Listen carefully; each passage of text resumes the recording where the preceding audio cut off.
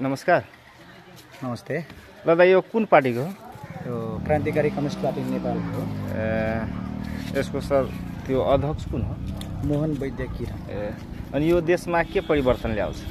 हामीले परिवर्तन गर्न खोजेको नेपालमा नयाँ जनवादी व्यवस्था लागू गर्दै त्यसलाई टेक्दै चाहिँ हामी वैज्ञानिक समाजवादी व्यवस्थामा जाने, जहाँ जनताको मजदुर किसानको चाहिँ म्याक्सिमम हरेक निकायमा प्रतिनिधित्व हुन्छ, त्यसको बहुमत संख्याको, र त्यसमा चाहिँ मुख्य गरेर घाँस बाँस कपास शिक्षा स्वास्थ्य रोजगारीको ग्यारेन्टी राज्यले गर्नुपर्छ। किन हामी राज्यलाई कर तिर्छौँ, हामी राज्यको निम्ति काम गर्छौँ, त्यसैले ती सुविधाहरू चाहिँ राज्यले हामीलाई दिनुपर्छ भन्ने हाम्रो मान्यता, हाम्रो पार्टीको मान्यता हो। अनि दाइ तपाईँले चाहिँ त्यो यो क्रान्तिकारी कम्युनिस्ट पार्टी नेपाल हो, नामै यस्तो छ कि क्रान्तिकारी होइन?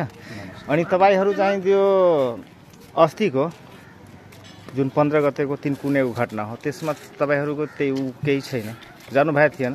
हामी त्यो पनि त त्यस्तै थियो, क्रान्तिकारी राजतन्त्र फर्काउने पक्षमा छैन, किनभने राजतन्त्रले 250 वर्ष शासन गर्दा जुन सुविधा हामीले पाएको थियो त्यसको विरुद्ध चाहिँ हामीले सङ्घर्ष गरेर लोकतान्त्रिक व्यवस्था आएको हो। तर यो लोकतान्त्रिक संसदीय व्यवस्था भनेको यो भ्रष्ट दलाल पुँजीपतिहरूको व्यवस्था, जस्तै विनोद चौधरी जस्ता, चन्द्र ढकाल जस्ता दलाल पुँजीपतिहरू, जो अन्तर्राष्ट्रिय व्यापारीहरू, मिनबहादुर गुरुङहरू जस्ता मान्छे, त्यस्ता ठुल्ठुला व्यापारीहरूको व्यवस्था हो कि यो मजदुर किसानको व्यवस्था। त्यसको विरुद्धमा हामी एउटा भनौँ न के अरे सामन्ती व्यवस्थाको अन्त्य गरेर चाहिँ हामीले लोकतान्त्रिक व्यवस्था लियौँ। तर यो लोकतान्त्रिक व्यवस्था भनेको दलाल पुँजीपतिको व्यवस्था भयो कि, जुन 64 सालको संविधान सभाबाट संविधान बन्न नदिने षड्यन्त्रको त्यो बेलामा चाहिँ त्यहाँ प्रतिनिधित्व गर्ने चाहिँ प्राय मजदुर किसान दलित मधेसी महिला पिछडिएको क्षेत्रहरूको बहुसङ्ख्यक प्रतिनिधि भएको हुँदाखेरि त्यसलाई षड्यन्त्र गरेर त्यसलाई विघटन गरेको, र 70 मा चाहिँ एउटा भन्नुहोस् न संविधान सभाको पर्फर्मेन्स गरेको त गलत। त्यहाँ टोटल्ली दलाल पुँजीपतिको उपस्थिति त्यहाँ बहुमत छ त्यहाँ, र त्यसले बनाएको संविधान के हो भने आम जनताको पक्षमा भएन। र अहिले भएको निर्वाचनहरूमा चाहिँ पुँजीपतिहरूको त्यहाँ टोटल दलाल पुँजीपतिहरूको प्रतिनिधित्व भएको हुँदाखेरि आम जनताको पक्षमा काम गरेको छैन, उसले चाहिँ लुट खसोट गर्ने र तिनीहरूलाई राज्यले तिनीलाई संरक्षण गर्ने काम गरेको। जस्तै अब यहाँ सम्पत्ति शुद्धिकरण आयोग छ, उसले त्यहाँ कारवाही गरिरहेको छैन। के अरे अख्तियार दुरुपयोग अनुसन्धान आयोग छ, छैन, यो राज्यको अङ्ग हो, र ती सबै मिलेर चाहिँ दलाल पुँजीपतिले संरक्षण गर्ने भएको हुँदाखेरि त्यसको विरुद्धको हाम्रो सङ्घर्ष हो, र त्यसमा आम जनता मजदुर किसान खासै उठ्नुपर्छ। ल भाइ एउटा कुरा, अब सबै पार्टी देशको त 3वटा ठुलो पार्टी छ, सबै पार्टी एक आपसमा झगडा गरिरहेको थियो, अहिले 3नै पार्टी एक छ, त्यसको बारेमा अलिकति भन्दै। यो 3नै पार्टी अलग अलग भए पनि सबैको व्यवहार एउटै हो, सबै एउटै जातको एउटै गोत्रका हुन्, लुटेर खाने आपत वर्ग मिल्ने त्यो हो।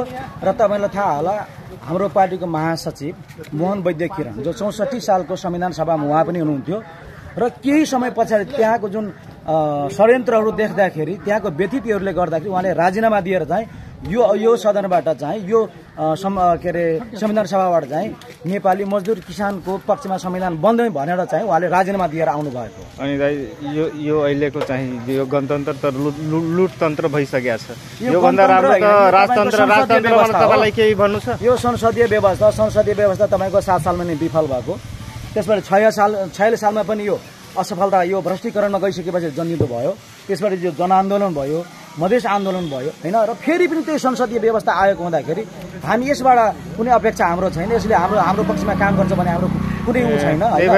राजतन्त्र होइन, हामी राजतन्त्र त घोर विरोधी, फेरि राजतन्त्र हामी कदापि। अनि राजाको पालामा त यति पार्टीहरू थियो, अहिले राजाको बेलामा त झन् 250 वर्ष जति विकास भएन, त्योभन्दा धेरै विकास त तपाईँको यो 18 वर्षको भ्रष्टाचार त धेरै भयो कि होइन। राजतन्त्र यस्तो व्यवस्था हो जसले शिक्षामा अंकुश लगायो, स्वास्थ्यमा अंकुश लगायो, संचार व्यवस्था। शिक्षाको कुरा गर्नुहुन्छ नि, शिक्षाको कुरा सुन्दाखेरि त्यो शिक्षामा अंकुश लगाएको भए त्यो बाबुरामले त्यहाँ विदेश बन्न पाउँथ्यो, र चाहिँ सिके राउतले राजाबाट समानी छ व्यक्ति, सिके राउत अहिलेको जनमत पार्टीको अध्यक्ष राजाबाट समानी छ, पढ्न पाउँथ्यो, त्यो त त्यस्तो त छैन हामीले देखेको। के पहुँचमा सीमित त्यतिखेर पनि समयको हेर्नु त्यो छैन, त्यो विकट पहिला समयको 250 वर्ष शासन गरेपछि उसले पहिलो प्राथमिकता शिक्षालाई दिनु पर्थ्यो नि, शिक्षालाई प्राथमिकता नदिकन